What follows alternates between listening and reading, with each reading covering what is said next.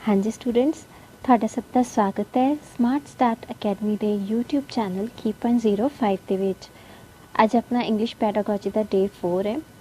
ਅੱਜ ਦਾ ਜੋ ਆਪਣਾ ਟੌਪਿਕ ਹੈ that is principals of language teaching.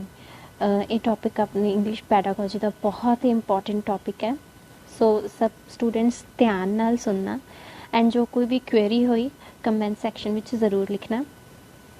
ਸੋ ਚਲੋ स्टूडेंट्स आज का लेक्चर स्टार्ट करते हैं। तो चलो आज का फर्स्ट क्वेश्चन देखते हैं। The primary objective of using role play is. देखो आप इत्थे इस टॉपिक विच प्रिंसिपल्स ऑफ लैंग्वेज टीचिंग की गल कर रहे हैं कि लैंग्वेज टीच करन दे किहड़े-किहड़े प्रिंसिपल्स आ या की एक्टिविटीज़ यूज़ कीतियां जांदियां। तां उन्हां विचों एक एक्टिविटी की है रोल प्ले है। रोल प्ले करन दा की है प्राइमरी ऑब्जेक्टिव की है कि बच्चों को रोल प्ले क्यों करवाया जाता है कि बाकी सारी एक्टिविटीज़ विचों बाकी सारे की है प्रिंसिपल्स दे विचों एक स्पैसीफिक प्रिंसिपल यानी रोल प्ले नूं ही एक स्पैसीफिक टॉपिक लिए क्यों चूज़ किया जाता है।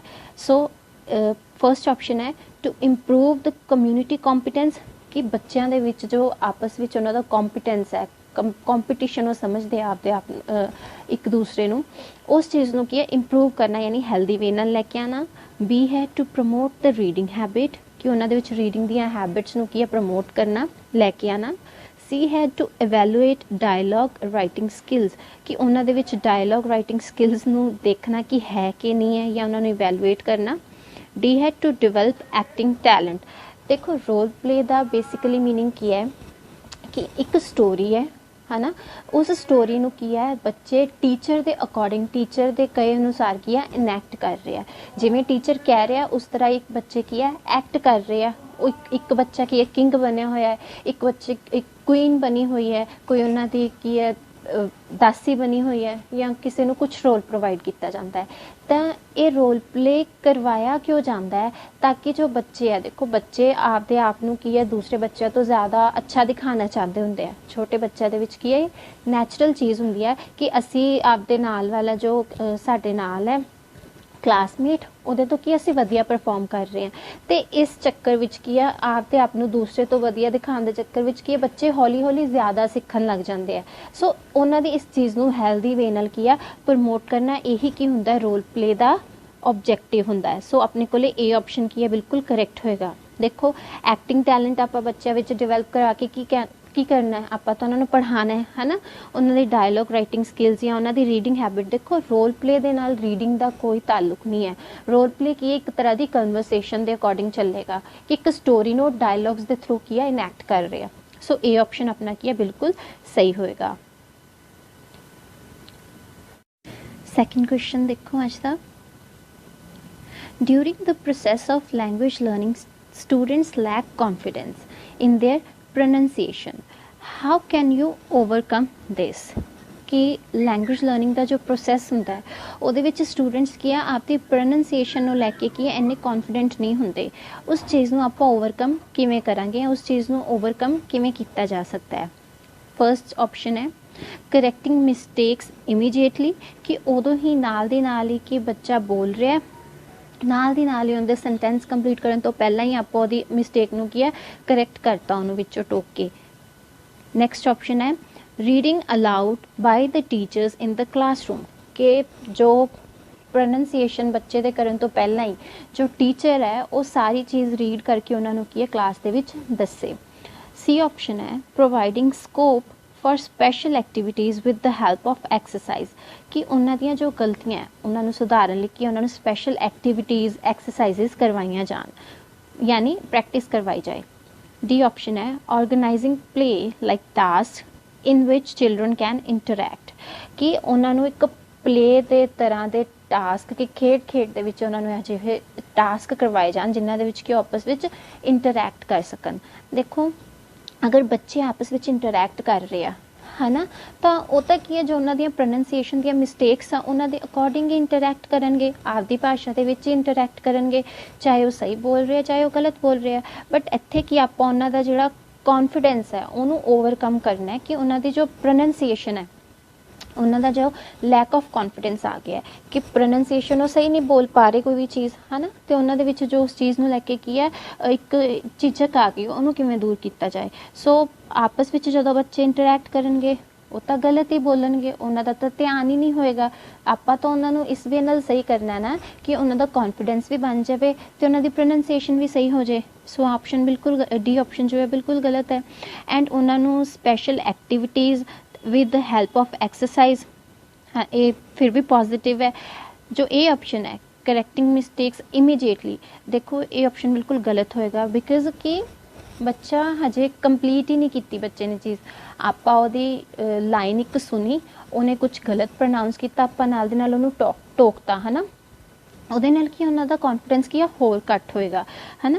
ਐਂਡ ਬੀ ਆਪਸ਼ਨ ਹੈ ਆਪਣੇ ਕੋਲੇ ਕਿ ਟੀਚਰ ਖੁਦ ਪਹਿਲਾਂ ਪੜ੍ਹ ਕੇ ਦੱਸੇ ਉਹਨਾਂ ਨੂੰ ਸਾਰੀ ਕਲਾਸ ਵਿੱਚ ਕਿ ਇਹ ਟੀਚਰ ਪੜ੍ਹ ਰਿਹਾ ਇਸ ਪੈਸੇਜ ਨੂੰ, ਬੱਚਿਆਂ ਨੂੰ ਖੁਦ ਬ ਖੁਦ ਆਈਡੀਆ ਹੋ ਜਾਏਗਾ ਕਿ ਇਨ ਦੀ ਪ੍ਰੋਨੰਸੀਏਸ਼ਨ ਇਸ ਵਰਡ ਦੀ ਇਹ ਹੈ, ਅਸੀਂ ਇਸ ਨੂੰ ਗਲਤ ਪ੍ਰੋਨਾਊਂਸ ਕਰ ਰਹੇ ਸੀ ਹੈ ਨਾ। ਸੋ ਜੋ ਬੀ ਆਪਸ਼ਨ ਹੈ ਸੀ ਦੇ ਕੰਪੈਰੀਟਿਵਲੀ ਕੀ ਹੈ ਜ਼ਿਆਦਾ ਸਹੀ ਹੈ ਕਿ ਅਗਰ ਆਪਾਂ ਬੱਚਿਆਂ ਦੀ ਪ੍ਰੋਨੰਸੀਏਸ਼ਨ ਜਿਹੜੀ ਹੈ ਉਹਨਾਂ ਦੀ ਗਲਤ ਹੋ ਰਹੀ ਹੈ, ਉਹ ਉਹਨਾਂ ਨੂੰ ਪਤਾ ਹੈ ਕਿ ਸਾਡੀ ਪ੍ਰੋਨੰਸੀਏਸ਼ਨ ਗਲਤ ਹੈ ਤੇ ਉਹਨਾਂ ਦੇ ਵਿੱਚ ਕੀ ਇੱਕ ਕੌਨਫੀਡੈਂਸ ਉਹਨਾਂ ਦਾ ਘਟ ਗਿਆ ਵੀ ਅਸੀਂ ਗਲਤ ਬੋਲਦੇ ਹਾਂ, ਠੀਕ ਹੈ।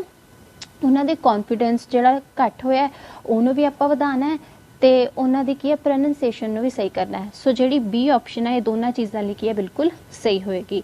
ਸੋ ਬੀ ਆਪਸ਼ਨ ਆਪਣੇ ਇਹਦੇ ਵਿੱਚ ਬਹੁਤ ਬਿਲਕੁਲ ਹੀ ਕਰੈਕਟ ਹੋਏਗਾ। ਨੈਕਸਟ ਕੁਐਸਚਨ ਦੇਖੋ, reading aloud is done to access, कि जो रीडिंग अलाउड है यानी जो बोल के बच्चों ਨੂੰ ਉੱਚੀ ਪੜ੍ਹਾਇਆ ਜਾਂਦਾ ਹੈ ਉਹ ਕਿਸ ਚੀਜ਼ ਨਾਲ ਰਿਲੇਟਡ ਹੈ, ਕਿਹੜੀਆਂ ਚੀਜ਼ਾਂ ਰੀਡਿੰਗ ਅਲਾउड ਦੇ ਵਿੱਚ ਆਉਂਦੀਆਂ ਜਾਂ ਕਿੰਨਾਂ ਚੀਜ਼ਾਂ ਦਾ ਧਿਆਨ ਰੱਖਿਆ ਜਾਂਦਾ ਹੈ। ਫਰਸਟ ਹੈ ਫੋਨੈਟਿਕ ਸਾਊਂਡ, बी है प्रोनंसिएशन, सी है इंटोनेशन एंड डी ऑप्शन है ऑल ऑफ दी अबव। देखो फोनैटिक साउंड का मतलब की है कि जो एक एक वर्ड आप प्रोनाउंस कर रहे हैं वो बिल्कुल ही क्लीयर होन, ये ना होवे कि कई चीज़ां एक टीचर बोल रहा है बच्चों को समझ लग रही हैं, कई चीज़ां उन्होंने समझ ही नहीं लग रहा कि एस बोलिया या एस एच दी प्रोनाउंस किया, सी बोलिया या सी एच नो प्रोनाउंस किया है ना। सो फोनैटिक साउंड ये ऑप्शन बिल्कुल सही है कि ये चीज़ नाल भी एक्सैस होंदा है। प्रोनंसिएशन भी बहुत इंपॉर्टेंट है कि टीचर सही प्रोनाउंस कर रहा है वर्ड्स ਨੂੰ कि गलत प्रोनाउंस कर रहा है, ये भी बिल्कुल सही है। इंटोनेशन, देखो इंटोनेशन का मतलब की है कि उतार चढ़ाव है ना, ਜਦੋਂ ਇੱਕ ਟੀਚਰ ਕਲਾਸ ਵਿੱਚ ਉੱਚੀ ਬੋਲ ਕੇ ਬੱਚਿਆਂ ਨੂੰ ਦੱਸ ਰਿਹਾ ਕੋਈ ਵੀ ਚੀਜ਼ ਰੀਡ ਕਰ ਰਿਹਾ ਤੇ ਉਹਦੇ ਵਿੱਚ ਕਿਤੇ ਕੌਮਾ ਆਂਦਾ ਹੈ, ਕਿਤੇ ਫੁੱਲ ਸਟਾਪ ਆਂਦਾ ਹੈ ਨਾ, ਕਿਤੇ ਕੁਝ ਡਾਟਸ ਜੇ ਲੱਗੇ ਹੁੰਦੇ ਆ। ਜੋ ਇੰਟੋਨੇਸ਼ਨ ਹੈ ਇਹਨਾਂ ਸਾਰੇ ਮਾਰਕਸ ਦੇ ਨਾਲ ਹੀ ਕੀ ਹੈ ਇੱਕ ਸੈਂਟੈਂਸ ਦੇ ਵਿੱਚ ਉਤਾਰ ਚੜਾਵ ਆਂਦਾ ਆਪਣੀ ਕਨਵਰਸੇਸ਼ਨ ਦੇ ਵਿੱਚ। ਬੱਚਿਆਂ ਲਈ ਇਹ ਵੀ ਬਹੁਤ ਇੰਪੋਰਟੈਂਟ ਹੈ। क्यों इंपॉर्टेंट है? ताकि उन्होंने एक लाइन का एक सेंटेंस का की है मीनिंग पता लगे है ना। सो इंटोनेशन भी बहुत इंपॉर्टेंट है। So reading allowed they which phonetic sound भी आता है, प्रोनंसिएशन भी आती है एंड इंटोनेशन भी आता है। सो जो अपनी डी ऑप्शन है that all of the above की है करेक्ट है, ठीक है, कि ये टीचर की फोनैटिक साउंड भी सही होनी चाहिए है, प्रोनंसिएशन बिल्कुल सही होनी चाहिए है, इंटोनेशन पर भी की है ध्यान देना चाहिए है। सो डी ऑप्शन की अपना बिल्कुल करेक्ट है जी। स्टूडेंट्स नेक्स्ट क्वेश्चन देखो, correct speech habits can be developed most effectively through, कि जो करेक्ट स्पीच हैबिट्स है बच्चों के विच वो किस चीज़ नाल किया इफेक्टिवली डिवेल्प कीतियां जा सकती हैं बच्चों के विच। फर्स्ट है प्रोनंसिएशन प्रैक्टिस, कि उन्होंने प्रोनंसिएशन की प्रैक्टिस करवाई जाए, उच्ची उच्ची बोल के उन्होंने पढ़ाया जाए बार बार, या फिर डिक्टेशन लिखवान नाल। सी है वोकैबलरी प्रैक्टिस, कि उन्होंने वोकैब की ग्रामर की जो वोकैब है वो की बार बार की है प्रैक्टिस करवाई जाए, या फिर क्विज़। देखो आप इत्थे कि उन्होंने स्पीच हैबिट नू डिवेल्प करना है। स्पीच हैबिट यानी कि बोलना, क्विज़ दे विच तो सिर्फ आंसर देंदे हैं, तो ये तो उन्होंने कोई बोलने की हैबिट सही नहीं होएगी। जो वोकैबलरी प्रैक्टिस है, वोकैबलरी प्रैक्टिस विच भी उन्होंने की है रूल्स क्लीयर होंगे है ना, स्पीच तो क्लीयर होएगी नहीं। डिक्टेशन विच की उन्होंने राइटिंग स्किल देखी जाती है तो कंसनट्रेशन देखी जाती है ना। सो जी उन्होंने प्रोनंसिएशन प्रैक्टिस है अगर वो करवाई जाए उन्होंने बार बार, तो उन्होंने की है स्पीच की हैबिट की है डिवेल्प की जा सकती है। सो ये ऑप्शन अपना की होएगा बिल्कुल करेक्ट होएगा, कि जिन्नी ज़्यादा उन्होंने प्रोनंसिएशन की प्रैक्टिस करवाई जाए उन्नी ही ज़्यादा की है उन्हां दी स्पीच दी की है उन्हां दी हैबिट की है पक्की होएगी डिवेलप होएगी। सो ए ऑप्शन अपना की होएगा बिल्कुल सही होएगा। फ्रेंड्स नेक्स्ट क्वेश्चन देखो, according to the principle of habit formation which of the following habits should be established in students। कि जो हैबिट फॉर्मेशन ਦਾ प्रिंसिपल है कि कोई भी चीज़ अगर आप रिपीट करवाने या किसी भी चीज़ की बच्चों के विच एक हैबिट आप लैके आने तो वो चीज़ उन्होंने कदे नहीं भुलती है ना, वो बार बार वो चीज़ करनगे। हैबिट का मतलब यही है कि जो बच्चे की आदत बन जाती है चीज़ है ना, उन्होंने कदे नहीं भुलता। तो उस प्रिंसिपल के अकॉर्डिंग बच्चों में किस चीज़ की हैबिट नूं की है एस्टैबल किया जा सकता है। ठीक है, फर्स्ट ऑप्शन है हैबिट ऑफ रिपीटिंग कि वो बार बार चीज़ा रिपीट करन, इस चीज़ की आदत पाई जा सकती है। हैबिट ऑफ रीडिंग कि उन्होंने विच रीड करन दी आदत भी पाई जा सकती है कि वो रोज़ 1 घंटा रीड करन, कि इस तरह की भी उन्होंने आदत हो सकती है। सी ऑप्शन है habit of going to library कि उन्होंने आदत भी पाई जा सकती है उन्होंने विच कि वो रोज़ लाइब्रेरी जा रहे हैं। या फिर हैबिट ऑफ करेक्ट प्रोनंसिएशन। या देखो स्टूडेंट्स कि इन एक चारों ही जो ऑप्शंस है बहुत ही पॉजिटिव ऑप्शंस है कि आप रिपीट करवा सकते हैं, रीडिंग भी बच्चों में रीडिंग की आदत भी पा सकते हैं, लाइब्रेरी जाने की आदत भी एंड प्रोनंसिएशन की भी, ये बहुत ही पॉजिटिव ऑप्शंस है। सो इन्हां दे विचों एक ही है चारे ही की है सही होणगे। चारे सही क्यों होणगे? पहली गल तो इन्हां चारां चीज़ों की जरूरत पैंदी आपां नूं लैंग्वेज लर्निंग विच है ना, कि उन्हां दे विच रिपीट करन दी भी आदत होवे। ये नहीं कि अगर उन्हां तो कोई मिसटेक हो गई है तो आप उन्होंने कही कि तुसीं इस चीज़ को दोबारा लिख के लियाओ, तो उन्होंने आदत ही ना होवे रिपीट या दोबारा लिखन दी तो लिखन ही ना, जो वो लिखनगे नहीं तो उन्होंने मिसटेक्स की है कदे सही नहीं हो पाएंगियां है ना। तो रिपीटिंग की आदत भी होनी चाहिए, रीडिंग की आदत भी उन्होंने पै सकती है। ओबवियसली रीडिंग तो उन्होंने आनी बहुत ही इंपॉर्टेंट है ना, क्योंकि जो थर्ड स्टैप है लिसनिंग तो स्पीकिंग तो बाद जो बच्चा स्कूल आ जाता है ना, लिसनिंग तो स्पीकिंग सीख के वो स्कूल आता है, घरे वो सुनना सीखता है, घर में वो बोलना सीखता है, स्कूल आके उन्हें करना कि सब तो पहला रीड करनी चीज़ां जो वो अपर क्लासिस में हो जाता है ना। सो रीडिंग की आदत भी बहुत ज़रूरी है। लाइब्रेरी जाने की आदत उन्होंने ज़रूरी इस करके एक तो एक ही है एक्स्ट्रा करिकुलर एक्टिविटीज़ का पार्ट हो सकता है। और लाइब्रेरी जाके ज़रूरी नहीं कि सिर्फ अपने सब्जैक्ट नाल रिलेटेड ही बुक्स पढ़न है ना, वो कुछ कॉमिक बुक्स या फिर कुछ होर स्टोरी दी बुक्स भी रीड कर सकते हैं, किसी अच्छे राइटर दी बुक्स, किसी भी अच्छे या नोबल जो अपने मिनिस्टर्स है या कुछ भी लिटरेचर के इन्ने वड्डे वड्डे जो साइंटिस्ट होए उन्हों दी भी कुछ स्टोरीज या बायोग्राफी रीड कर सकता है ना। एंड की है करेक्ट प्रोनंसिएशन की हैबिट भी पाई जा सकती है। सो ये चारों ऑप्शन की बहुत पॉजिटिव है। सो सी ऑप्शन की ये चारों ऑप्शन की है सही है, सी ऑप्शन अपना की होएगा बिल्कुल करेक्ट होएगा। नेक्स्ट क्वेश्चन देखो students, dash is applied in order to choose a particular course for a particular class. कि अगर आप एक पर्टिकुलर क्लास लई एक पर्टिकुलर कोर्स नूं की है चूज़ करना है तो वो लिए आप की चीज़ अप्लाई करेंगे, एक स्टूडेंट एक टीचर सॉरी केड़ी एक्टिविटी या केड़ा प्रिंसिपल अप्लाई किया जाएगा। Principle of motivation, principle of concreteness, principle of order या फिर प्रिंसिपल ऑफ सिलेक्शन। देखो प्रिंसिपल ऑफ मोटिवेशन, मोटिवेशन का मतलब की है कि आप किसी चीज़ लई कोई एक एक्टिविटी करन लई या कोई एक प्रोजेक्ट करन लई बच्चे नूं की है मोटिवेट कर रहे हैं। बट ये एक टीचर ने की है कोर्स या एक क्लास दे विचों कि आह कुछ पर्टिकुलर बच्चों लिए कुछ पर्टिकुलर क्लास के कुछ बच्चों लिए कि एक कोर्स या एक की है एक्टिविटी नूं डिसाइड करना है। सो मोटिवेशन बिल्कुल नहीं होएगा ऑप्शन। सो बी ऑप्शन है प्रिंसिपल ऑफ कॉन्क्रीटनेस। कंक्रीटनेस का मतलब है कि जो मूर्त चीज़ है ना, कंक्रीट का मतलब होंदा है मूर्त कि यानी बच्चों जो अमूर्त चीज़ है एब्सट्रैक्ट चीज़ है उन्होंने कंक्रीट वे नाल पढ़ाया जाए है ना। सो ए ऑप्शन भी बिल्कुल की है गलत होएगा। प्रिंसिपल ऑफ ऑर्डर, देखो प्रिंसिपल ऑफ ऑर्डर उत्थे लगेगा जिथे कि आप कुछ सीक्वेंस दिखाना है बच्चों किसी चीज़ का है ना। सो सी ऑप्शन भी बिल्कुल की होएगा गलत होएगा। प्रिंसिपल ऑफ सिलेक्शन, देखो ये की है एक टीचर ने की है एक क्लास के विचों की है बच्चे सिलेक्ट करने एक स्पैसीफिक कोर्स लई है ना। सो टीचर ने की करना बच्चों की करनी है, बच्चों की कोर्स की करनी है, सिलेक्शन करनी है।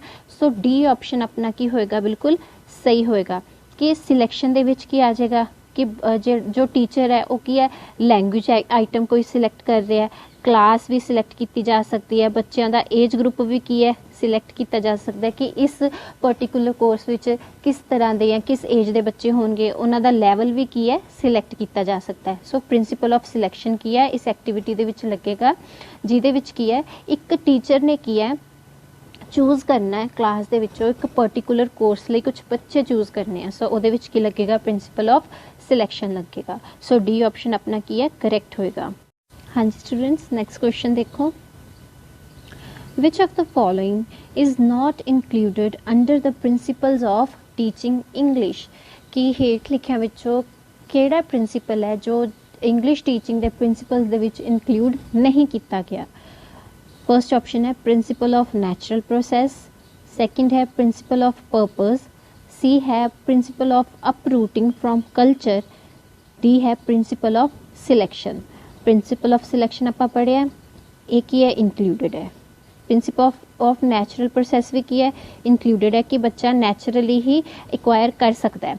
प्रिंसिपल ऑफ पर्पस यानी कि बच्चे को कोई रीजन होवे इंग्लिश सीखण दे, इत्थे आपां स्पैसीफिकली की इंग्लिश टीचिंग की गल करते हैं, ये भी बिल्कुल सही होएगा। सो देखो सी ऑप्शन है कि principal of uprooting from culture. इत्थे कि उन्होंने ये नहीं कहा कि सिर्फ सैकेंड लैंगुएज दे लई प्रिंसिपल्स की, उन्होंने स्पैसीफिकली पूछा कि इंग्लिश दे लई किहड़ा प्रिंसिपल इंक्लूड नहीं किया गया। हुण देखो इंग्लिश की है अपने कल्चर दा पार्ट ही नहीं है ना, ये तो है नहीं कि इंग्लिश का रूट जो है अपना कल्चर है, इंडियन कल्चर है। सो जी सी ऑप्शन है वो की होएगी इंक्लूड नहीं की गई। इत्थे लिखे ना नॉट इंक्लूडेड, नैचुरल प्रोसैस भी इंक्लूडेड है, पर्पस भी इंक्लूडेड है, तो सिलेक्शन भी इंक्लूडेड है। जो English teaching they which included नहीं किया गया प्रिंसिपल इंडिया दे विच, वो की है principle of uprooting from culture, क्योंकि जो इंग्लिश है वो अपने कल्चर का पार्ट नहीं है, इनू बच्चा की है कल्चर दे विचों नहीं गेन कर सकता, कल्चर दे विचों नहीं सीख सकता। सो सी ऑप्शन अपना की होएगा करेक्ट होएगा। Friends, grouping and sequence of language items are involved in, कि जदों आपां लैंग्वेज आइटम्स नू सीक्वेंस वाइज या ग्रुप वाइज किया लगाने हैं तो वो जो एक्टिविटी आ वो किस प्रिंसिपल दे विच आंदी आ। प्रिंसिपल ऑफ सिलेक्शन विच, प्रिंसिपल ऑफ टेस्टिंग विच, प्रिंसिपल ऑफ प्रेजेंटेशन विच, या फिर प्रिंसिपल ऑफ ग्रेडेशन दे विच। लैंग्वेज आइटम्स नू आपां सीक्वेंस ते ग्रुप वाइज लगाना है तो देखो principle of selection, principle of selection है जो ये विच की आपां क्लास, स्टूडेंट्स ते उन्हां दी एज, उन्हां दा लैवल, ये सब सिलेक्ट करते हैं। सो ग्रुपिंग एंड सीक्वेंस नहीं आता। प्रिंसिपल ऑफ टेस्टिंग जो है वो टीचर की करते हैं, स्टूडेंट्स के टेस्ट लिए करते हैं, है ना। सो लैंग्वेज आइटम्स का उहदे विच कोई की है रोल नहीं है, ये भी ऑप्शन गलत है। प्रिंसिपल ऑफ प्रेजेंटेशन, प्रेजेंटेशन दे विच आपां बच्चों नूं की है रिमार्क्स दिंदे हैं, है ना, उन्होंने ग्रुपिंग या सीक्वेंस वाइज नहीं लगाते किसी भी लैंग्वेज आइटम नूं। सो सी ऑप्शन भी की है गलत है। डी ऑप्शन है प्रिंसिपल ऑफ ग्रेडेशन, कि आपां ग्रेडिंग करते हैं हर चीज़ की। सो ये की करते हैं आप ग्रेडेशन दे विच कि जो लैंग्वेज आइटम्स आ उन्होंने की है ग्रुप वाइज सीक्वेंस वाइज लगाया जाता है, उन्होंने ग्रेडेशन की जाती है कि आ जो लैंग्वेज आइटम है पहला यूज़ करनी है, आ वाली लैंग्वेज आइटम की है बाद विच यूज़ करनी है, या इस जो एक पर्टिकुलर लैंग्वेज आइटम है एक की है रीडिंग लिए यूज़ करनी है, एक पर्टिकुलर की है राइटिंग लिए यूज़ करनी है ना। So principle of gradation D option अपना की होएगा करेक्ट होएगा कि जो ग्रुपिंग एंड सीक्वेंस है लैंग्वेज आइटम्स की वो कादा पार्ट है, ग्रेडेशन का पार्ट है कि आप उन्होंने की है ग्रेडिंग दिन्ने आ कि एक पर्टिकुलर आइटम है एक स्पैसीफिक ग्रुप दे विच जाएगी, इहदा सीक्वेंस आ होएगा। सीक्वेंस का मतलब कि इहनूं यूज़ किवें करना है कि इस चीज़ नूं आपां 3rd नंबर ते यूज़ करांगे, इस चीज़ नूं आपां 4th नंबर ते यूज़ करांगे, है ना। सो वो चीज़ां सारियां की आउणगियां ग्रेडेशन विच आउणगियां। सो डी ऑप्शन की अपना करेक्ट होएगा। Next question, while gradation of language items semantic sequence is related to, कि जदों आपां लैंग्वेज आइटम की की है ग्रेडेशन करते हैं उन्होंने ग्रुप्स के विच ते सीक्वेंस के विच लगाने हैं तां उन्हां दे विच जिहड़ा की है सीमेंटिक सीक्वेंस है, सीमेंटिक सीक्वेंस किस चीज़ नाल रिलेटेड होएगा उन्हां दा, वर्ड्स नाल, मीनिंग्स नाल, रूल्स नाल, या फिर साउंड्स नाल रिलेटेड होएगा।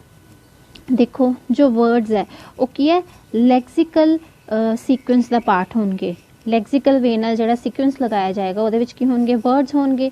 जो साउंड है, साउंड आपां नूं पता है फोनैटिक नाल रिलेटेड है, ते की है फोनोलॉजिकल ग्रुपिंग की जाएगी, ਇਹਦੀ ਕੀ ਕੀਤੀ ਜਾਏਗੀ, फोनोलॉजिकल ग्रुपिंग की जाएगी। तो जो रूल्स है वो सारे कादे विच आंदे आ, सिंटैक्स विच आंदे आ। सिंटैक्स विच की आएगा, रूल्स आएंगे। सो अपने कोले बचिया की मीनिंग। सो बी ऑप्शन अपना की होएगा, सही होएगा कि सिमेंटिक का मतलब ही, मैं थानू हर वीडियो दे विच सिमेंटिक नाल रिलेटेड कोई ना कोई क्वेश्चन आंदा है, थानू हर बार दसदी हाँ कि जो सिमेंटिक है उसका मतलब है कि एक सेंटेंस दे विच हरेक वर्ड का आपदा की है कोई मीनिंग है। सो जो सिमेंटिक सीक्वेंस है वो कादे नाल रिलेटेड होएगा, मीनिंग नाल रिलेटेड होएगा। जो वर्ड्स का सीक्वेंस है वो की है, लैक्सिकल ग्रुपिंग विच आएगा। रूल्स कादे विच आएंगे, सिंटैक्स विच आएंगे। ते साउंड्स जो है वो फोनोलॉजिकल ग्रुपिंग नाल की होएगा, रिलेटेड होएगा। सो जो सिमेंटिक सीक्वेंस है वो कादे नाल रिलेटेड होएगा, अपना मीनिंग दे नाल रिलेटेड होएगा। सो अपने को बी ऑप्शन की होएगा, ਇਹਦੇ ਵਿੱਚ करेक्ट होएगा। नेक्स्ट क्वेश्चन देखो students, which principle enables the child to understand the vague and abstract part of the knowledge? vague ਦਾ मतलब ਹੁੰਦਾ है अस्पष्ट एंड एब्सट्रैक्ट ਦਾ मतलब ਹੁੰਦਾ है अमूर्त। यानी कि ਇਹੋ ਜਿਹਾ ਕਿਹੜਾ ਪ੍ਰਿੰਸੀਪਲ ਹੈ ਜੋ ਬੱਚਿਆਂ ਨੂੰ अस्पष्ट ਤੇ ਅਮੂਰਤ ਚੀਜ਼ਾਂ ਨੂੰ ਸਮਝਣ ਵਿੱਚ ਵੀ ਕੀ ਹੈ, ਹੈਲਪ ਕਰਦਾ ਹੈ।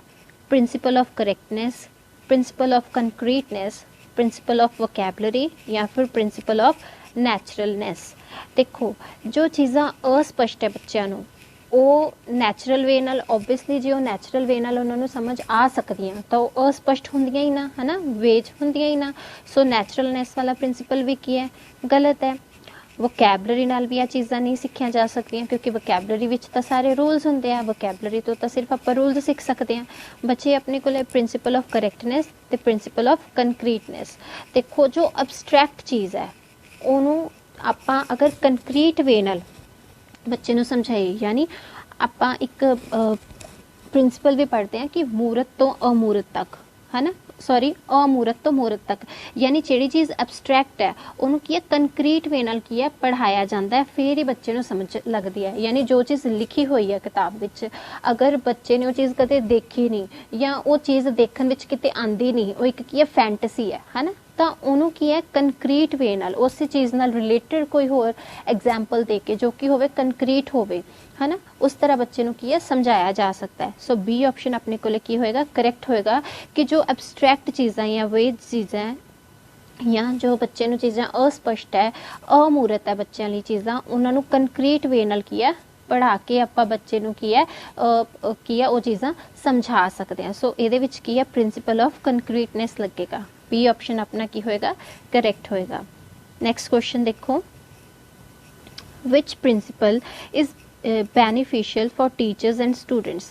इज आएगा इत्थे कि ਜਿਹੜਾ ਇਹੋ ਜਿਹਾ ਪ੍ਰਿੰਸੀਪਲ ਕਿਹੜਾ ਹੈ ਜੋ ਟੀਚਰਸ ਤੇ ਸਟੂਡੈਂਟਸ ਦੋਨਾਂ ਲਈ ਹੀ ਕੀ ਹੋਏਗਾ, ਬੈਨੀਫੀਸ਼ੀਅਲ ਹੋਏਗਾ। ਯਾਨੀ ਟੀਚਰ ਨੂੰ ਵੀ ਉਹ ਕੀ ਆਪਦਾ ਕੰਮ ਕਰਨ ਲਈ ਕੀ ਹੈ, ਮੋਟੀਵੇਟ ਕਰੇਗਾ ਤੇ ਸਟੂਡੈਂਟਸ ਨੂੰ ਵੀ ਕੀ ਹੈ, ਸਟੂਡੈਂਟਸ ਲਈ ਵੀ ਉਹ ਕੀ ਹੋਏਗਾ, प्रॉफिटेबल होएगा, लाभकारी होएगा, है ना। सो केड़ा है जो प्रिंसिपल है, प्रिंसिपल ऑफ रीइंफोर्समेंट है, प्रिंसिपल ऑफ ग्रुपिंग है, प्रिंसिपल ऑफ हैबिट फॉर्मेशन है या फिर प्रिंसिपल ऑफ टेस्टिंग है। देखो जो प्रिंसिपल ऑफ टेस्टिंग है ये तो टीचर्स दी हेल्प करता है ताकि टीचर्स नूं की है बच्चों के बारे पता लगे। सो ये ऑप्शन की होएगा, गलत होएगा। प्रिंसिपल ऑफ हैबिट फॉर्मेशन की है, सिर्फ स्टूडेंट्स की हेल्प करता है। ये विच टीचर की है बच्चे नूं की है मोटिवेट करते हैं हैबिट फॉर्मेट करने लिए, है ना। सो सी ऑप्शन की है बच्चों लिए, स्टूडेंट्स लिए की होएगा, बेनीफिशियल होएगा। प्रिंसिपल ऑफ ग्रुपिंग ते प्रिंसिपल ऑफ रीइंफोर्समेंट, जो प्रिंसिपल ऑफ ग्रुपिंग है वो लैंग्वेज आइटम्स लिए हुंदा है ना, या स्टूडेंट्स लिए हुंदा है, स्टूडेंट्स लिए या फिर लैंग्वेज आइटम्स लिए हुंदा है। इहदे विच टीचर का कोई की है रोल नहीं हुंदा। टीचर सिर्फ ग्रुप वाइज बच्चों नूं ग्रुपिंग कर दिंदा सीक्वेंस वाइज, बट उहदे विच टीचर का खुद का कोई बेनीफिट नहीं हुंदा। प्रिंसिपल ऑफ रीइंफोर्समेंट, रीइंफोर्समेंट का मतलब कि उन्होंने टाइम ते उन्होंने की मोटिवेट किया जाता है। देखो स्टूडेंट्स नूं रीइंफोर्समेंट किवें मिलेगी, टीचर्स तो। टीचर्स नूं रीइंफोर्समेंट कित्थों मिलेगी, स्कूल के प्रिंसीपल तो या फिर जो वो फीडबैक लेंदे बच्चों तो, है ना। टीचर्स नूं भी फीडबैक मिलता है ना बच्चों तो कि आ टीचर सानूं वधिया पढ़ा रहे हैं, वो टीचर्स च कुछ कमी लगती है किसी टीचर च बच्चों नूं, है ना। सो जो प्रिंसिपल ऑफ रीइंफोर्समेंट है वो की है, स्टूडेंट्स लिए एज वेल एज टीचर्स लिए दोनों लिए ही की है बेनीफिशियल है। जो रीइंफोर्समेंट है वो की है, स्टूडेंट्स का भी की है हौसला वधांदी है, टीचर्स का भी हौसला वधांदी है, तो टीचर्स ते स्टूडेंट दोवें की है मोटिवेट होंदे आ, है ना। सो प्रिंसिपल ऑफ रीइनफोर्समेंट की है अपनी करैक्ट ऑप्शन होएगी। नेक्स्ट क्वेश्चन देखो,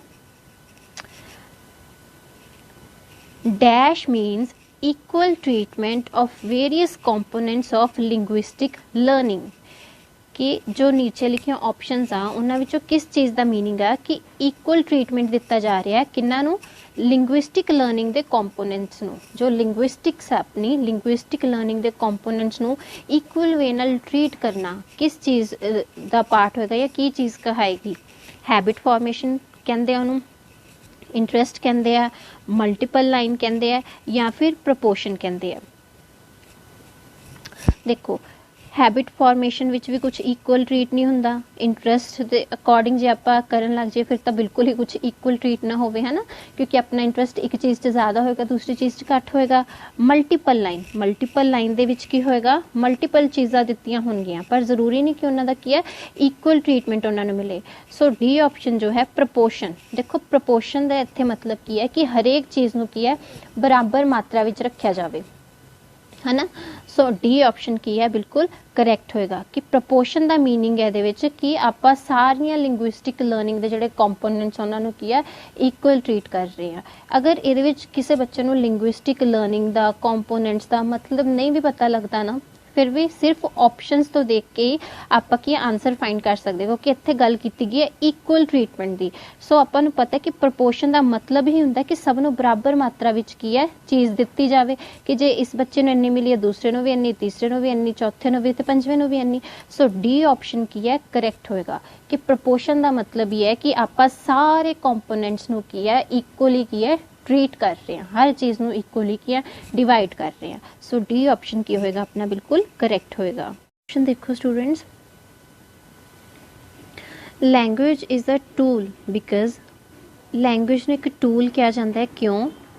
it is use for processing ideas नूं प्रोसैस करन लई यूज़ होंदी है, इस करके।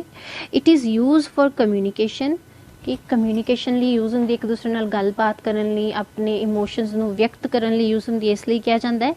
या फिर it is use for thinking, कि सोचन विच भी की है भाषा दी यूज़ होंदा है, इसलिए किया जाता है। या फिर none of the above.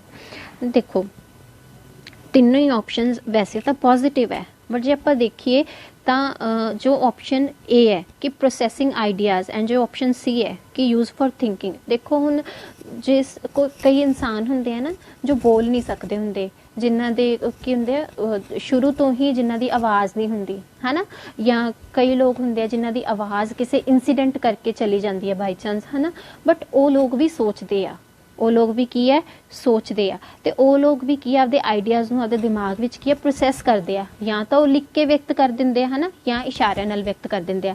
But जो लैंग्वेज है वो की है इसलिए उन्होंने टूल किया जाता है क्योंकि वो की है कम्यूनीकेशन। देखो कम्यूनीकेशन बिना लैंग्वेज तो पॉसिबल है ही नहीं।